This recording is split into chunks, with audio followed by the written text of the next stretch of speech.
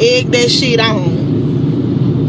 But when something happened bad, y'all so sad. Y'all making all these sad statuses. But why didn't y'all stop that girl from doing what she was already telling y'all she was finna do? The shit up on both ends because my friend is sitting in jail behind this bullshit. This shit is crazy. Somebody's life is gone over bullshit. This is crazy. In the early hours of May 1st, 2022, a shooting occurred on East Patton Avenue in Montgomery, Alabama. Police arrived at the scene around 1:15 a.m. and discovered 3 people had been shot. One woman, identified as 32-year-old Erica Reese, was pronounced dead on site. The other 2 victims, a man and a woman, were transported to nearby hospitals, one in critical condition. Within hours, a suspect was identified and arrested, 31-year-old Katina Davis, who was charged with murder and 2 counts of assault. Tonight, a judge has reduced a Montgomery murder suspect's bail. Katina Davis was arrested following a weekend triple shooting that killed 1 person and injured 2 on East Patton Avenue in West Montgomery. The bail for her murder charge was originally set at $1.5 million. Today, District Judge Pamela Higgins reduced it to just $150,000. Her 2 assault charges bail amounts stay the same. They currently total $45,000. What appeared to be another tragic incident of gun violence quickly gained attention beyond the city limits. Social media posts surfaced. Comments were shared. Claims began to circulate that this shooting was more than a random altercation. Allegations emerged of a long-standing personal dispute between the victim and the suspect. Mentions of a love triangle. Rumors of threats. References to Facebook Live. Despite the rising speculation, law enforcement did not immediately release a motive. No official details were confirmed about what led to the confrontation. Still, the internet filled in the blanks. What really happened in the final moments leading up to the shooting? Why were all 3 victims in the same place at the same time? Who was the man at the center of the alleged conflict? And how did private emotions, online posts, and a possibly unresolved rivalry escalate to a fatal outcome? Stay with us as we unravel this shocking story and uncover the heartbreaking details of what led to this senseless loss. Before we begin, let us know in the comments, where are you watching from? And what are your thoughts as the story unfolds? Welcome to True Crime Tales, where we reveal the crimes that shock communities and the secrets hidden behind closed doors. Hit subscribe and turn on notifications. You won't want to miss what's coming next. Now, let's begin. Erica Reese was a 32-year-old African-American woman residing in Montgomery, Alabama, at the time of her death. Public records and social media activity indicate she had lived in the Montgomery area for several years and was known in her community. Her full legal name was Erica LaShawn Reese. While her specific occupation is not publicly documented through employer databases or verified press, she appeared to be actively engaged in daily social life and involved in community-level interaction through social media platforms. Based on various public tributes and comments on Facebook following her death, she may have worked in a customer service or retail-related field. Some sources suggest she had side businesses or hustles common to individuals using digital platforms to generate income. Reese was reportedly a mother. Community responses to her death reference her role as a parent and highlight the impact her loss had on her children. The exact number of children and their ages have not been publicly confirmed, but are referenced in memorial posts as young and in need of support following her death. In terms of personal relationships, Reese was connected with a wide circle of acquaintances and friends. She was often tagged in social media posts and regularly posted updates, selfies, and statements. Friends describe her as outspoken and bold in tributes. The language in these tributes often referred to her loyalty to those close to her and her strong personality. There are no verified interviews with close family members in public media. Erica Reese maintained an active social media presence, primarily on Facebook, with unverified mentions of use on Instagram. There is no clear evidence she maintained a TikTok account, nor is there any public activity traceable to Twitter or other platforms. Her Facebook timeline included posts reflecting her mood, personal opinions, and occasional commentary on interpersonal conflicts. Some of these posts included indirect statements aimed at unnamed individuals, which, based on subsequent discussion threads, were interpreted by viewers as being directed toward her rival, Katina Davis. Her tone on Facebook could be described as assertive and candid. She did not appear to filter her expressions, and often commented on loyalty, betrayal, relationships, and self-worth. Some videos or Facebook Lives were streamed directly from her page, but many of them are no longer accessible or were likely removed or made private before or after the incident. There is documented history of online conflict between Reese and others, with the most notable being the alleged digital dispute with Katina Davis. Posts from third parties, friends, or observers claim that Reese had issued verbal threats toward Davis via Facebook Live in the days or weeks before the shooting. These threats have not been authenticated or officially confirmed by authorities, but multiple social users referred to their existence. Screenshots and secondhand commentary reference Erica, saying she would handle anyone who crossed her, but no direct footage has been made publicly available. Erica's online persona was polarizing. Some followers saw her as confident and protective, while others perceive her as confrontational and provocative, particularly when it came to perceived disloyalty or rivalry. Erica Reese and Katina Davis were not reported to be close friends, but were connected indirectly. Multiple online accounts suggest the women were involved with the same man, which may have been the root cause of tension between them. The name of the man has not been officially released in court documents or verified media, but is referenced in local online forums and gossip threads. While there is no evidence the two women had physical altercations prior to the fatal encounter, the history of digital disputes and public taunts suggests a growing tension. Some observers believe the feud was escalating over several weeks, driven in part by jealousy, competition, and perceived disrespect over social media. It remains unclear if the two women ever attempted to resolve their issues in private, or if the conflict remained exclusively online until it turned deadly. Katina Davis was a 31-year-old woman also residing in Montgomery, Alabama. According to jail booking reports and public court records, she was arrested and charged with murder and 2 counts of assault on the same day as the shooting, May 1st, 2022. Her place of residence was within city limits, and she was familiar with the area where the shooting took place. Her employment status at the time of the shooting is unclear. There are no official statements about her workplace or career. Online search results do not tie her to any registered business or formal employment listings. No documented mental health conditions or prior criminal charges have been publicly released. Neighbors and individuals posting on social media described her as quiet, but not someone to back down. Statements from those familiar with her painted a vague picture, suggesting she was both protective and reactive when provoked. Davis and Reese were not reported to be friends. Their relationship, if any, was defined by indirect competition or rivalry. Online threads speculate they were both romantically linked to the same man, though it is unclear if either woman had exclusive claims to the relationship. The feud's origin likely stemmed from perceived betrayal or competition. The exact timeline of their conflict is uncertain, but social media activity and user commentary suggest have been brewing for at least several weeks leading up to the shooting. There are no police reports or restraining orders filed between the two, indicating the conflict remained under the radar of official channels. No prior physical altercations between Reese and Davis have been publicly confirmed, though digital threats and public comments were noted by mutual acquaintances and followers online.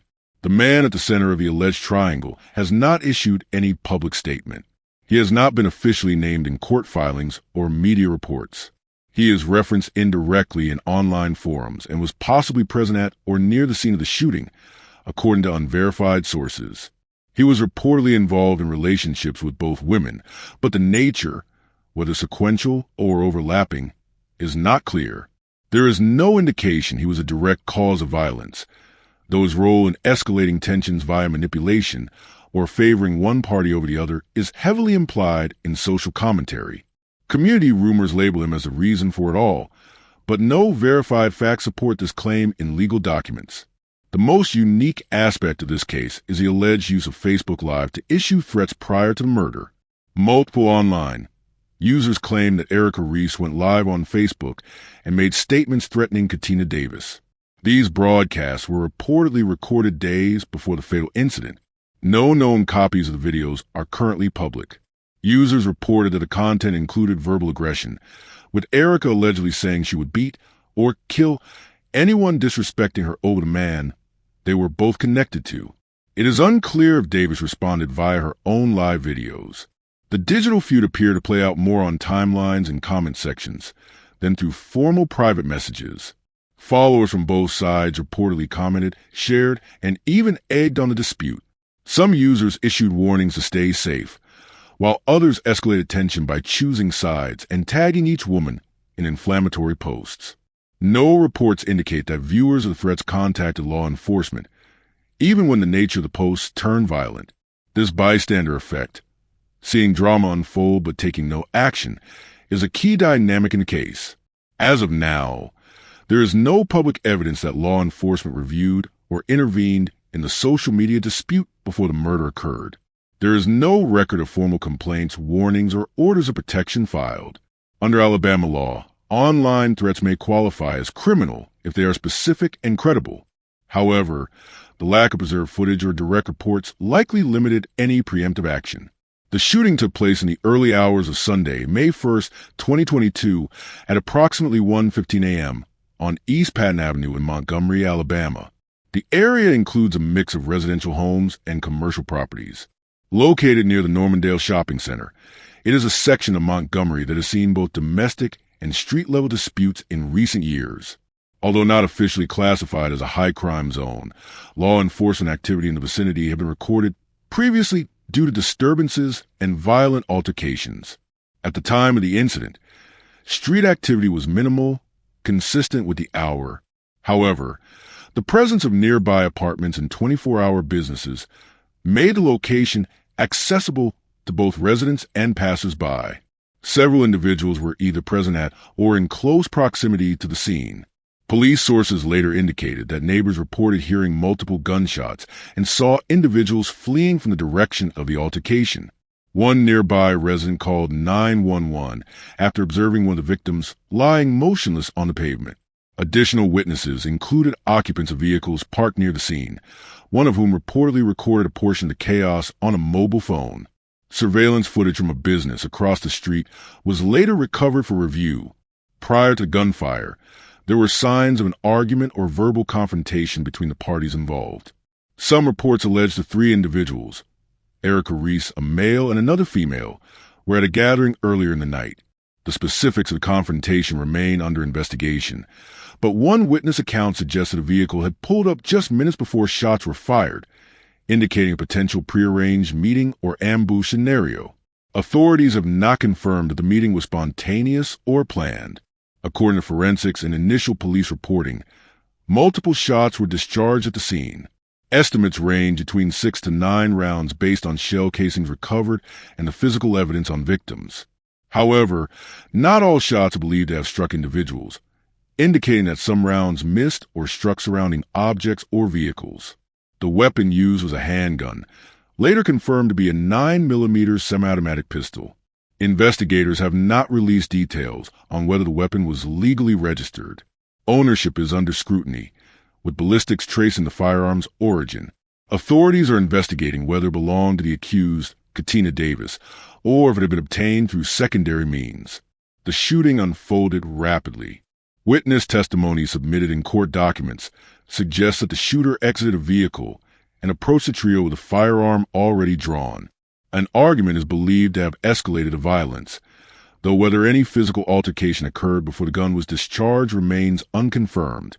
Police reports state that Erica Reese was struck multiple times and collapsed on site. The male victim sustained gunshot wounds to his upper body and was described as being in critical condition at the time of hospital transport. The third victim, a female, was shot in the leg and managed to flee in a personal vehicle before emergency responders arrived. Aside from the three primary victims and the alleged shooter, there were additional individuals near the scene, including bystanders and occupants of at least one vehicle. These individuals are considered key witnesses and have been interviewed by detectives. Erica Reese, 32, pronounced dead at the scene by first responders. Her injuries were described as multiple gunshot wounds to the chest and abdomen. She was unarmed, according to police. Male victim, Unidentified sustained life-threatening injuries and was transported by ambulance. His condition was later stabilized, and he remains a potential witness in the ongoing investigation. Female victim, unidentified, suffered non-life-threatening injuries. She transported herself to the hospital using a private vehicle and was later released. Upon arrival, Montgomery police secured the area, blocked traffic on East Patton Avenue, and began establishing perimeter. Forensic teams documented the crime scene, collecting shell casings, photographing blood spatter patterns, and seizing mobile phones and surveillance footage from nearby properties. Ballistic experts recovered the suspected weapon shortly after the incident. Cell phones from the victims and suspect were also seized for digital forensic analysis. Katina Davis, age 31, was arrested later that day. Her arrest took place at a Montgomery residence, though authorities have not publicly stated whether it was her home. She was reportedly cooperative but offered no formal statement during detainment. No resistance was reported during the arrest. She was charged with 1 count of murder, Erica Reese, 1 count of first-degree assault, 1 count of second-degree assault. Tonight, a judge has reduced a Montgomery murder suspect's bail. Katina Davis was arrested following a weekend triple shooting that killed 1 person and injured 2 on East Patton Avenue in West Montgomery. The bail for her murder charge was originally set at $1.5 million. Today, District Judge Pamela Higgins reduced it to just $150,000. Her 2 assault charges bail amounts stay the same. They currently total $45,000. Reactions to the incident varied.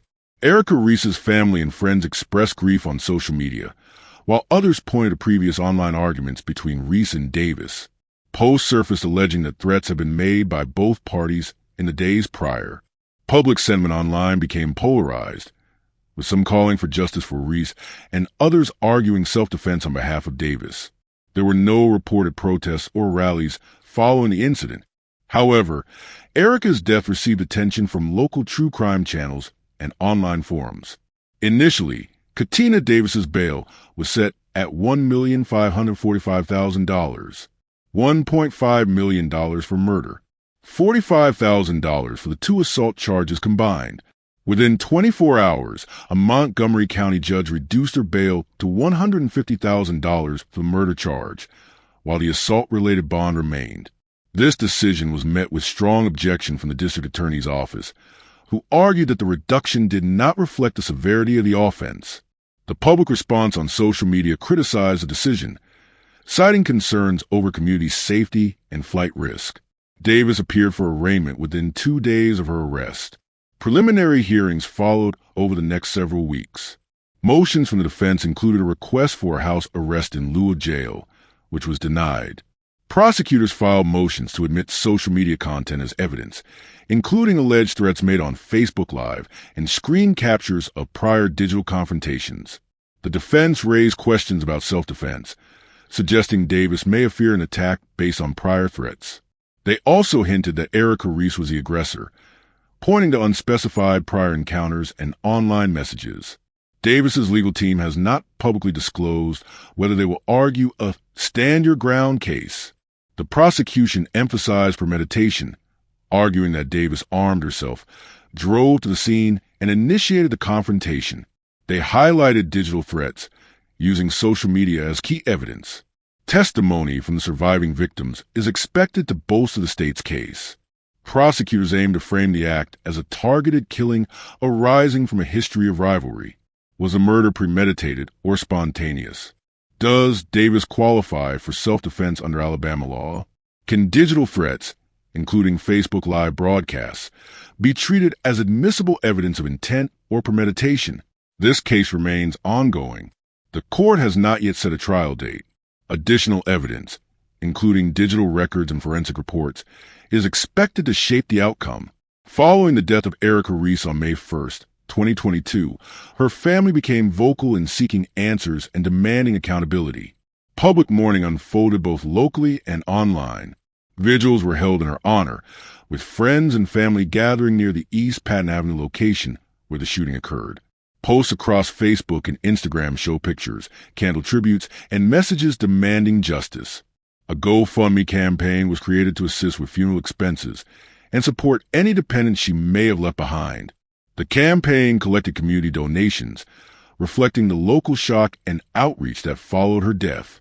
In public statements, family members have repeatedly called for full justice, opposing the bond reduction granted to the accused, Katina Davis. They have emphasized that Erica did not deserve to die and describe her as a mother, daughter, and sister. No known formal civil litigation has been filed by the family against Davis as of this writing, but legal representation is assumed to be in place based on the family's involvement in bond hearings and pretrial proceedings. In addition to Reese, 2 individuals were shot during the same incident. Their names were not officially released by law enforcement, but reports confirmed that one man suffered life-threatening injuries, while a second woman received non-life-threatening wounds and was taken to hospital by private vehicle. Their exact role in the conflict remains unclear. It is not yet publicly verified whether they were innocent bystanders, close associates of either woman, or participants in the dispute. Some online sources claim they were present during the confrontation that led to the shooting, but were not directly involved in the altercation.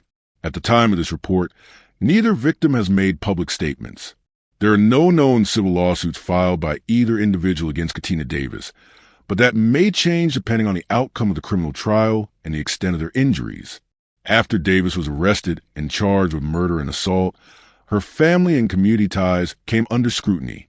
There is limited public information on her background, but some sources on social media describe Davis as a quiet woman who had experienced previous relationship-related tensions.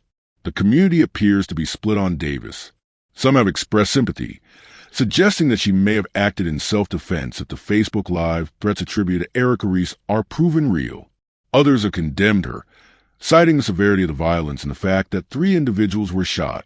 No family statements were made to major media outlets, and Davis has not spoken publicly beyond initial court appearances.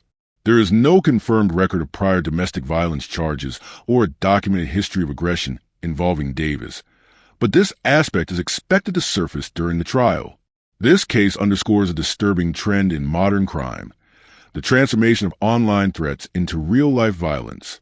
Facebook, Instagram, and other platforms often become the stage for escalating personal feuds.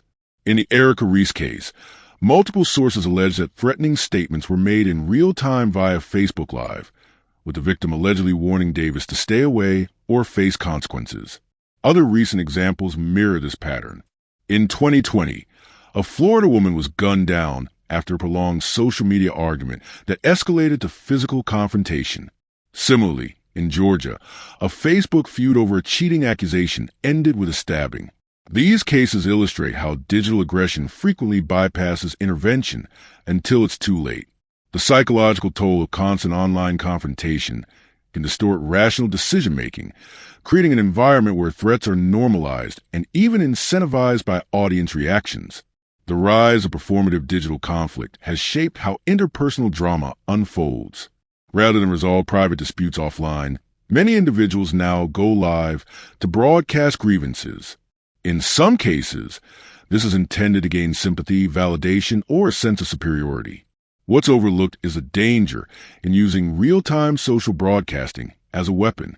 Going live creates a digital footprint of threats and reactive behaviors, some of which may later serve as evidence.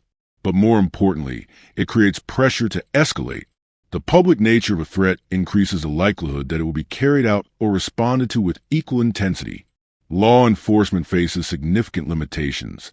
Without flagged reports or open threats, most police departments lack the bandwidth to monitor digital streams. As a result, potential violence is often invisible to authorities until after fact. Under current Alabama law, digital threats are difficult to prosecute unless they involve direct, repeated harassment or show clear premeditation. A single Facebook Live rant, even if threatening, may not meet the legal standard for criminal intent unless paired with physical actions. Social media platforms also have uneven enforcement policies. Posts that violate guidelines can remain active for hours or days without removal, especially in non-high-profile accounts. This delay in moderation allows threats to circulate and influence behavior. Legal scholars have called for reform. Proposals include real-time moderation of flag live videos by AI-assisted human reviewers, new state laws to allow the admissibility of online threats as preemptive evidence, partnerships between police departments and platforms to track repeated threats involving weapons or violence. Without updates to legal frameworks, social media will continue to serve as both an amplifier and a trigger for violence. Despite the details known, several key questions remain unanswered. Why were all three victims together at the time of the shooting? Were they part of the same gathering, or did a confrontation erupt in a public setting? What role did the alleged male figure play? Was he present during the altercation, and did his presence escalate the situation? Did Erica Reese actually threaten Katina Davis via Facebook Live? Is there video evidence? And has it been confirmed by police or authenticated by digital forensic specialists? Could the incident have been prevented? Were there warning signs ignored by family, friends, or authorities? Did social media engagement contribute to the lack of intervention? As of the latest court filings, Katina Davis is awaiting trial. She was released on bond after a controversial reduction in bail from over $1.5 million to $150,000 for the murder charge. Court records indicate multiple pretrial hearings, with delays stemming from witness availability and pending evidence reviews. The community continues to follow the case closely, with local social media pages still discussing updates and calling for justice. Both families have suffered. Erica Reese's family has lost a daughter, friend, and possibly a mother. Davis's family faces social scrutiny and potential financial devastation tied to legal fees and public backlash. Montgomery's legal community sees this as a wake-up call, a demonstration of how real-world consequences are increasingly tied to online behavior. It also reflects growing concern over law enforcement's capacity to intervene early in digital threats. This is not just a story of two women and a gun. It is a story of unchecked escalation, digital conflict, and a justice system unprepared for the velocity of online aggression. In a world where status, identity, and revenge are performed in real time for public consumption, tragedy doesn't creep in silently. It goes live. And by the time the cameras stop rolling, the damage is already done. If you found this story as gripping and heartbreaking as we did, don't forget to like this video and share it with others. And if you want to hear more true crime stories that uncover the mysteries behind these tragic events, make sure to subscribe to our channel and turn on the notification bell. You won't want to miss our latest stories, updates, and discussions. Thank you for joining us on this journey to seek justice and explore the truth. Together, we can make a difference. Until next time, stay safe and stay aware.